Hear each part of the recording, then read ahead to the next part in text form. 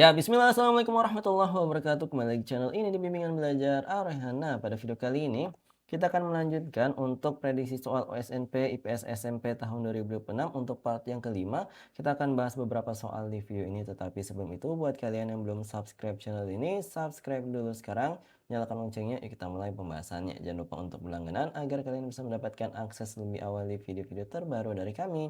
Kita akan mulai pembahasan kita dari soal nomor 17. Kita baca dulu soalnya bersama-sama. Perhatikan bacaan di bawah ini. Berdasarkan ilustrasi di samping, perhatikan data kerentanan pekerja anak di sektor informal pada jalur kiri dengan faktor penyebab utama pada lajur yang sebelah kanan berikut ini, ya.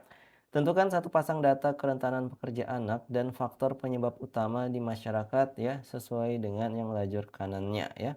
Nah, kalau menurut kalian mana pasangan yang tepat di sini ya? Yuk kita mulai pembahasan soalnya.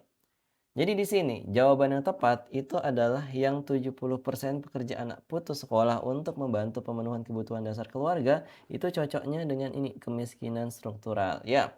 Jadi ini tipe untuk soal yang mencocok-cocokkan yang kiri dengan yang kanan. Adik-adik ya.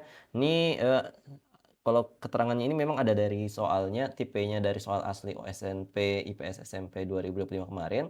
Nah, kalau menurut saya ini maksudnya itu ya, ini di sini ada titik-titik ya, yang kita harus hubung-hubungkan. Jadi ada titik-titik seperti ini ya, kita diminta untuk menghubungkan mana yang cocok. Misalkan ini ke sini gitu, atau yang ini ke sana kan, dan lain sebagainya.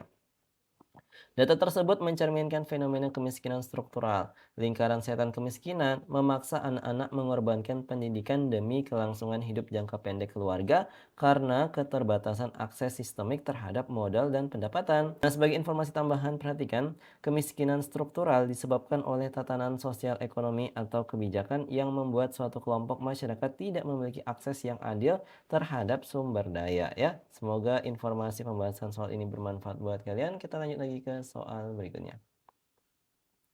Nah, di soal nomor 18 kita baca dulu soalnya bersama-sama. Seorang perencana keuangan memanfaatkan platform video berbagi untuk mengedukasi generasi muda mengenai pentingnya literasi keuangan dan bahaya jeratan pinjaman online ilegal. Langkah ini diambil merespon data nasional yang menunjukkan jumlah pengaduan kasus jeratan finansial ilegal pada kelompok mahasiswa melonjak hingga mencapai 4.250 kasus di berbagai wilayah urban. Dalam konteks sosiologi kependidikan, platform video berbagi tersebut bertindak sebagai titik-titik. Opsi A, media hiburan instan komunitas digital. B, agen sosialisasi sekunder bagi masyarakat. Opsi C, wadah komersialisasi produk perbankan swasta. Atau D, saluran mobilitas sosial vertikal penegak hukum. Nah, kalau menurut kalian, jawaban yang paling tepat itu yang mana? Yuk kita mulai pembahasan soalnya. Nah, di sini jawaban yang paling tepat adalah yang opsi B, agen sosialisasi sekunder bagi masyarakat. Kenapa demikian? Perhatikan, platform video berbagi di media sosial merupakan bentuk perkembangan media massa modern yang berfungsi sebagai agen sosialisasi sekunder. Dalam kasus ini, platform tersebut digunakan untuk mentransmisikan pengetahuan baru, nilai kehati-hatian, dan norma pengelolaan finansial kepada halayak luas di luar lingkungan keluarga inti demi mengubah perilaku ekonomi mereka agar lebih adaptif.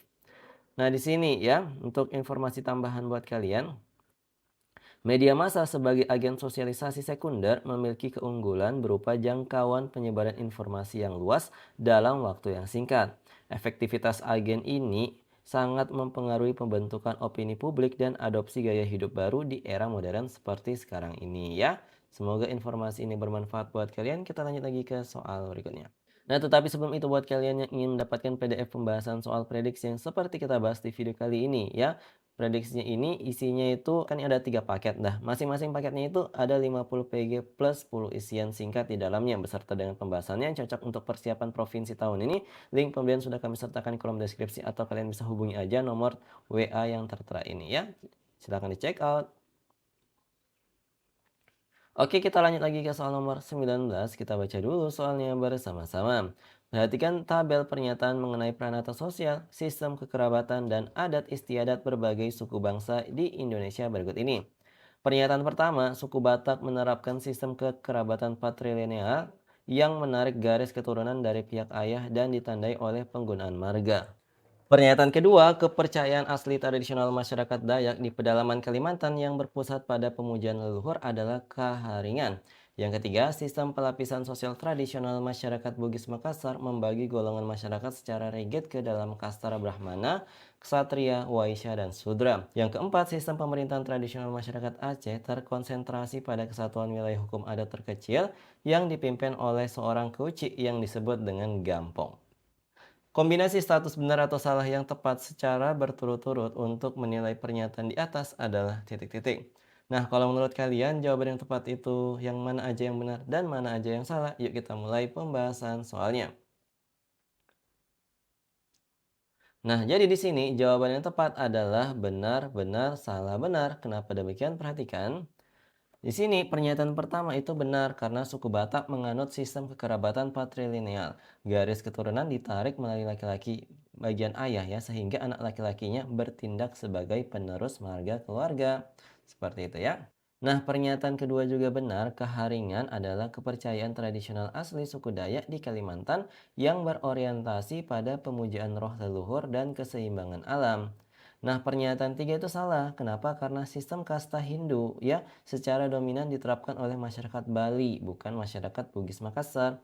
Stratifikasi tradisional Bugis Makassar membagi kelas sosial berdasarkan garis keturunan darah, seperti anak karung untuk bangsawan, maradeka untuk orang merdeka, dan atta untuk budak masa lampau.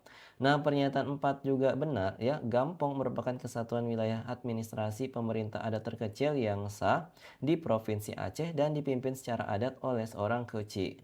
Nah, sebagai informasi tambahan, perhatikan keragaman pranata sosial tradisional suku bangsa di Indonesia merupakan hasil adaptasi panjang terhadap tatanan nilai religi purba dan hukum adat setempat. Pemahaman variasi struktur kekerabatan ini penting dalam kajian pluralisme sosiokultural nasional ya.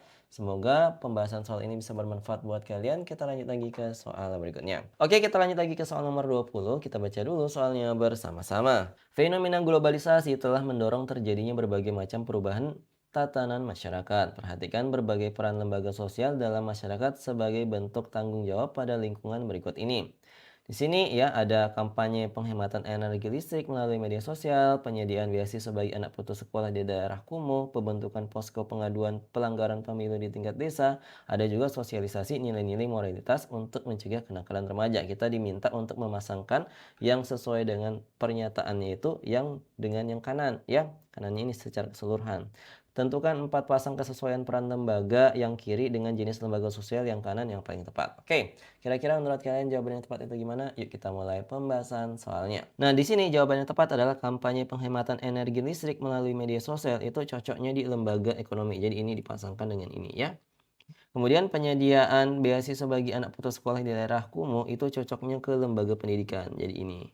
Kemudian pembentukan posko pengaduan pelanggaran pemilu di tingkat desa itu cocoknya yang politik ya. Dan terakhir, sosialisasi nilai-nilai moralitas untuk mencegah kenakalan remaja itu cocoknya ke lembaga agama ya, seperti itu.